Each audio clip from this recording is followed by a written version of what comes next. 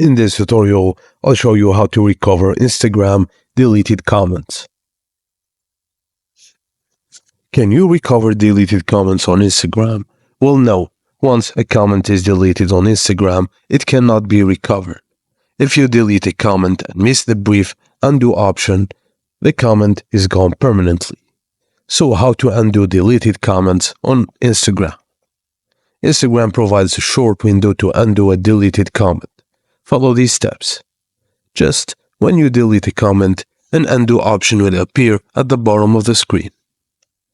You have 3 to 5 seconds to tap on the undo button to restore the comment.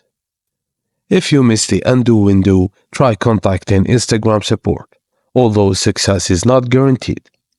Go to the Instagram Help Center and report the issue. Explain why the comment should be restored and assure it was not offensive. Deleted posts and reels can be restored from the recently deleted folder within 30 days. So, always double check before deleting a comment to avoid losing it permanently. And that's it, guys. Thank you for watching, and please don't forget to like and subscribe for more.